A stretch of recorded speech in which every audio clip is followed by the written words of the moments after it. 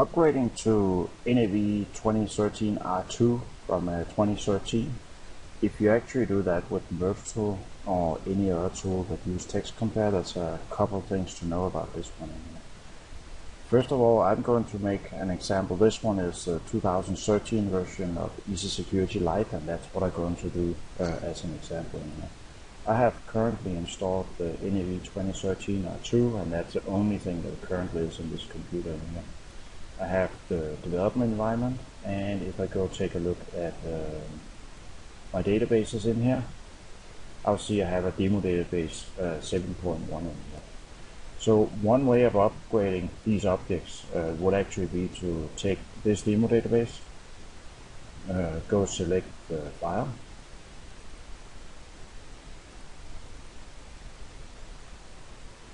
and this one is only new object, so I really don't have any issues. So the first thing is to actually upgrade reports, you need a license that has access to it.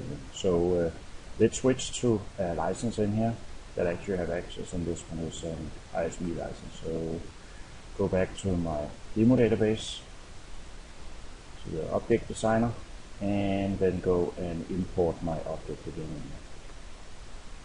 So these ones are now being upgraded, and there is some errors in here with some warnings that this table 2,009,000,009, that is a session table, is obsolete. It still works, but there's some warnings in here. If I go filter for this one, I have all the objects, and I can go and select all of them and compile them in here. And I see that now there actually is some of them up here that actually don't compile any longer, and that's related to some functions inside the object. It's a copy of one of the standard NAV pages in here, but from 2007. And if I go and take a look at it, I'll see it's a 7.0 down here. So this one has been changed by Microsoft. So importing the objects is not upgrading them to actually work like that. The proper way to run the upgrade of the objects is actually to import the complete database. So what I'm going to do now is import a 2009 or 2013 database. It's all about 2013. So, and on this installation CD, I have a SQL demo database down here, and if I keep on going down, I'll find my database down here. So I'm going into SQL Management Studio and going to restore that database in here.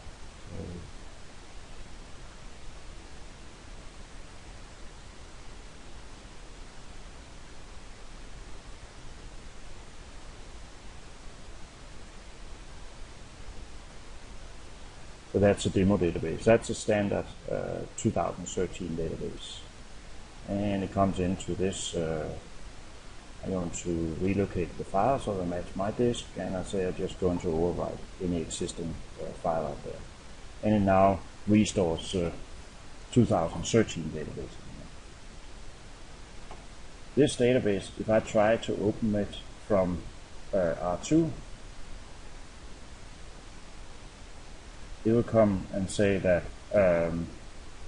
it wants to convert it. So I don't want to do that one. I want to first import my objects. To do that, I will need a 2013. And one of the things is you don't actually need to install the executor for 2013. I can actually go in here to my Rotail client, and if I keep on going down in this part in here, I get to the Rotail client, and that's where FinSQL is. I can either run it directly from here, or I'm actually going to copy this whole folder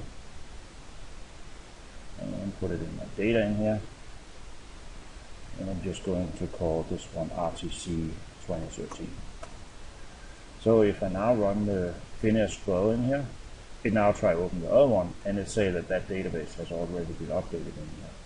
If I open up my 2013 7.0, it all works fine. I don't have to install this one. So now I have a fully working 2013 development line here, so I can go import my objects.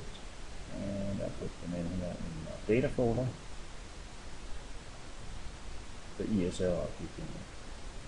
That's all the objects. And if I now go and compile them,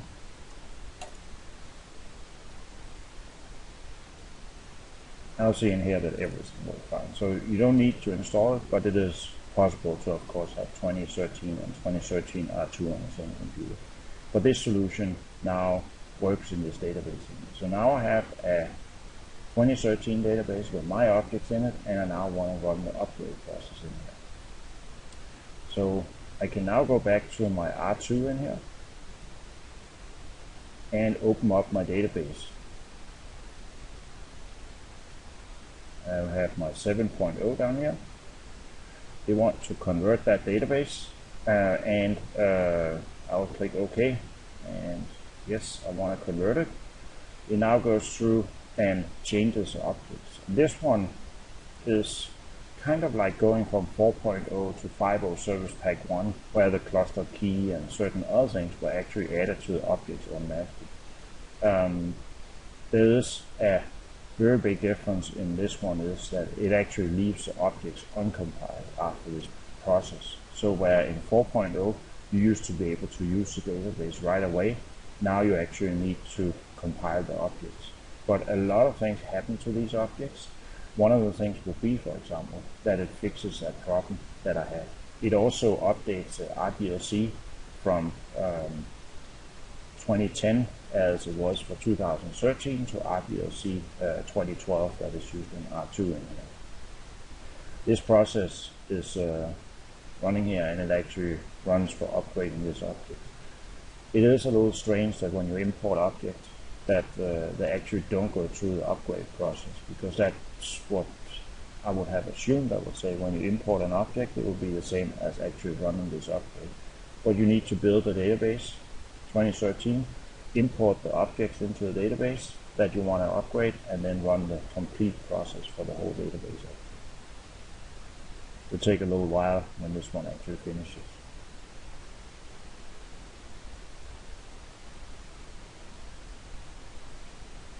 So the data conversion finished. All the objects has been updated to 2013 R2 in here. And the one thing it did, it left all objects uncompiled. That can be a challenge to actually compile the objects, because you need all the automation and other components installed on this computer actually to get it compiled. So this one is a difference between what a technical upgrade was in earlier versions to what this technical upgrade is. But let's take a look at the Easy Security Lite first in here. These objects were the ones that were ran through the upgrade process, and we had these users object that had problem compiling. Let's see if after I compile this one, I have a problem here that I can't verify the change, because I actually need a service tier connected in here. So let's go in and add a service tier in here to use my new database in here. So I'll go ahead and open up my administration shell in here. Oops, that was not what I wanted. You can do that from the administration shell also, but I actually going to use admin panel in here to add my new service in here. So I can see in here that I have a list of them already in here. Then I actually have a few of them down here, like an upgrade test and another thing for that one. I'm going to make a whole new one in here. So I'm going to add an instance, and I'm just going to give it a name here. So I'll just call it NAV 7.0 upgrade.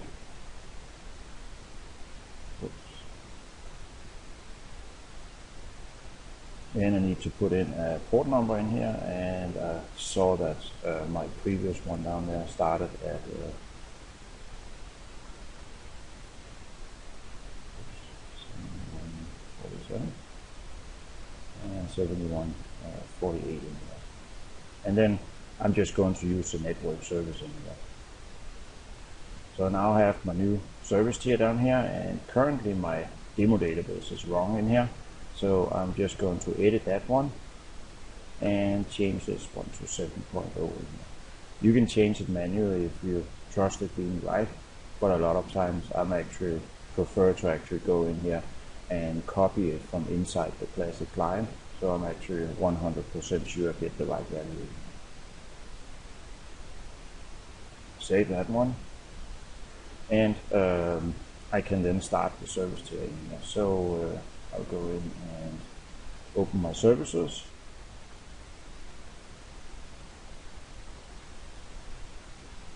And I see my new NAV 7 upgrade down here. So if I actually start that one, it looked like it started fine. So let's go open up my client instead.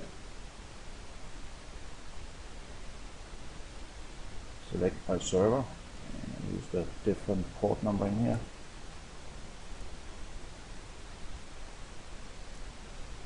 There's NAV 7 upgrade.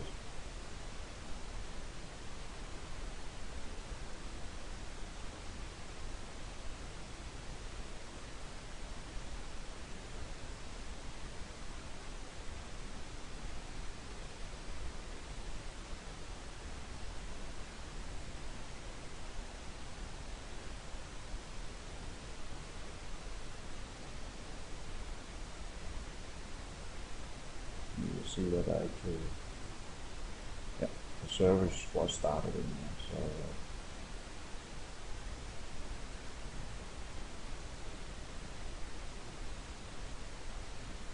So I get an error that is not ready to serve request right now, and let me see one more time in here. And then the server actually crashed in there. And if I go in and look at it here, I'll see that my service actually stopped in there. If I go look at the event viewer, Windows Logs application, I can see an error about some principal names in here. And that's the first one, but that's actually not the real error. The error is this one down here, where it actually has some very long error messages, and it comes down to that it can't connect to the SQL database actually. So the one thing I have to do is go into my demo database in here, under security, users, and I can see in here that network service is actually not one of them in here. So let me go and add a new user, and it will be a Windows user. Go in and it's going to be network service, and I just call it the same name down here. I'm not sure what the minimum is that this one needs to be, but DB owner and also that it owns the DB owner schema down here is for sure enough in here. So let's now go restart this one again and see if I can connect to my server. And then I get an error that metadata objects was not found. And that's because I didn't compile all the objects, of course, in here. So I'll have to go back and now compile the rest of the objects in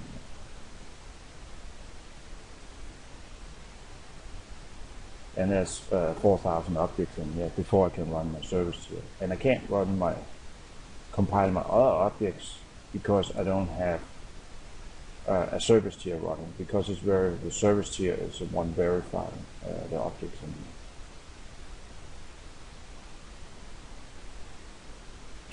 So the compile now finished, and of course I couldn't verify some of the tables before the service tier were not running. So when I was trying to compile these one, I again get a lot of errors in here because there was tables I couldn't verify because the service tier was not running. And I was compiling these one to try make the service tier run actually.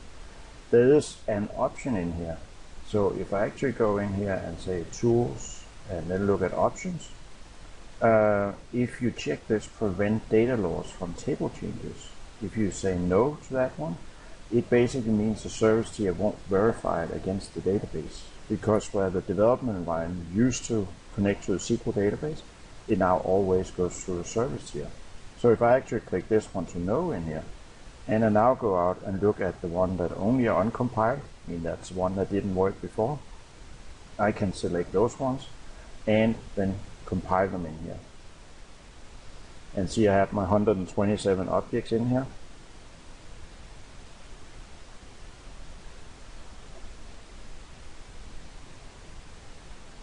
And now it's not verifying the table change. One of the things to do during verifying a table change, if you have data in the tables, for example. So if you're trying to delete a field, you would actually now be able to compile and save that object without checking against the database in here.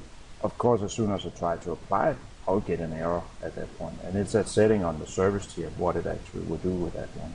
It even have an option to actually force it.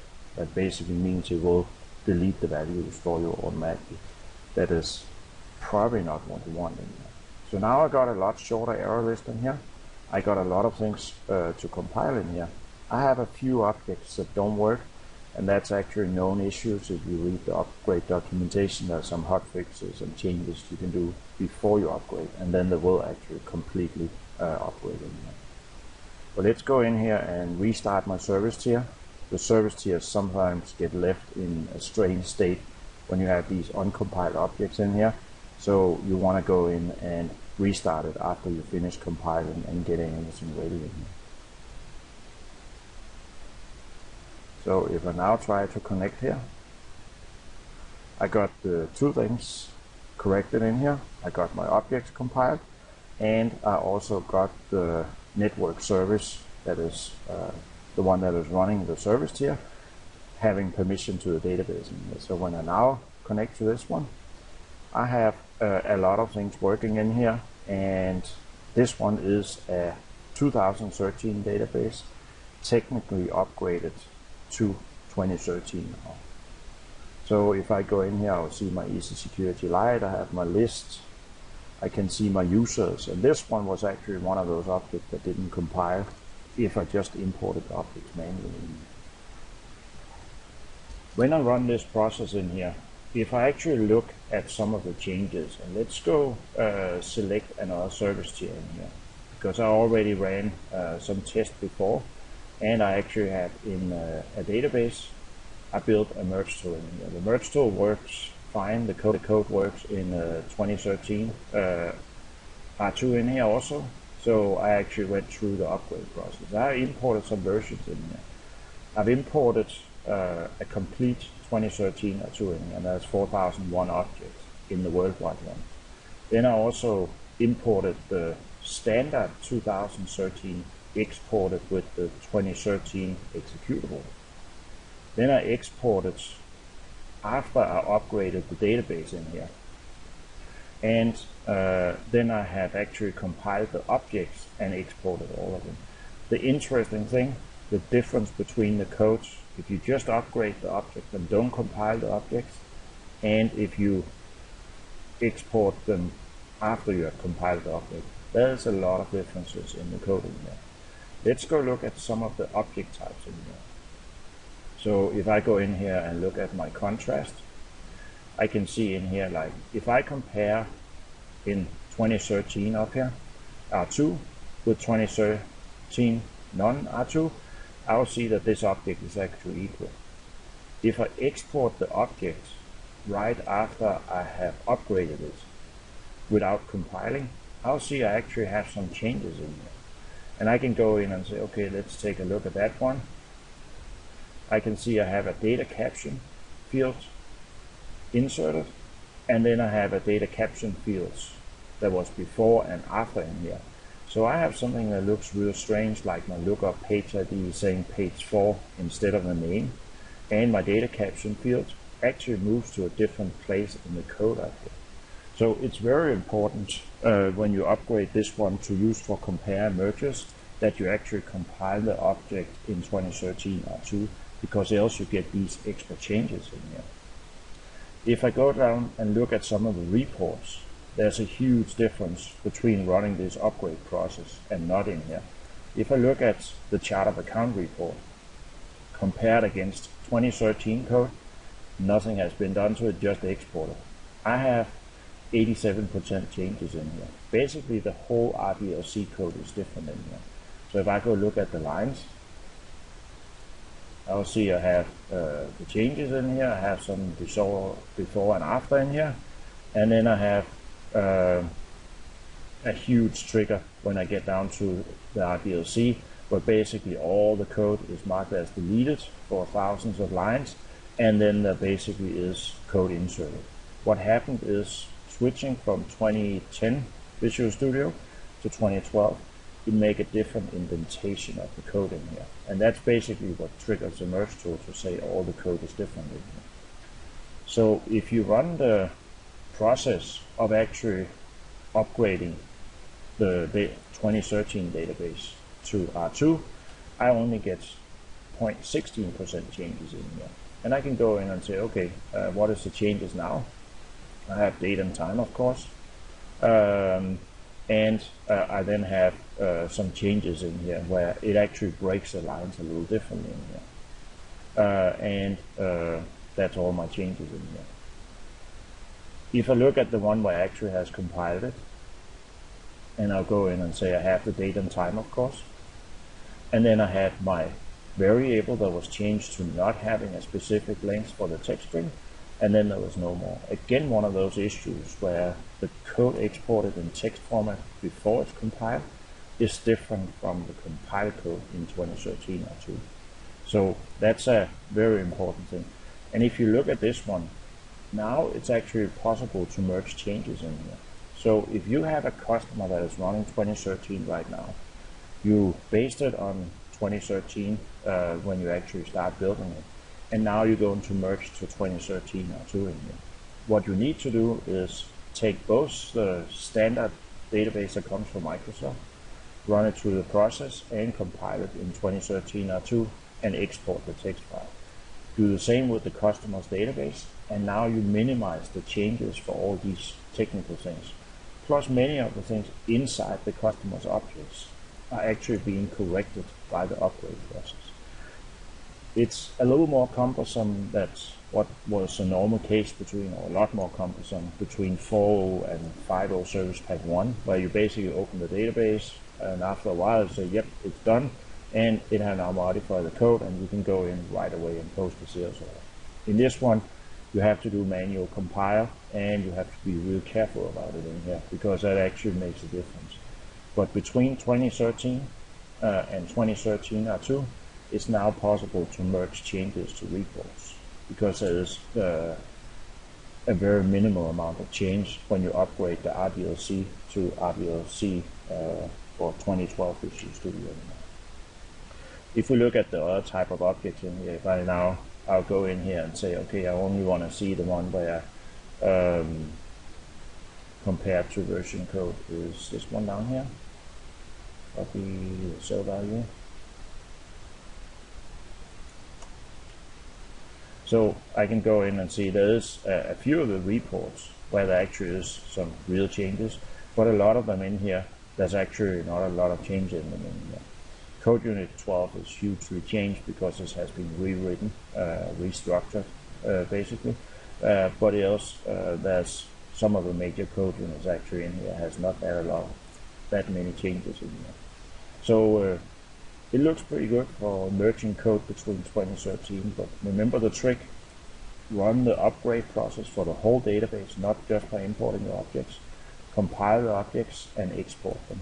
And when you set up the service tier, you need to create the user in the database, and you can use this function in here in the development environment to turn off prevent data loss. And this one, every time you open a database, this one, by the way, gets reset back to yes. So you have to manually do it as soon as you open the database, else it just goes back to this value again and again.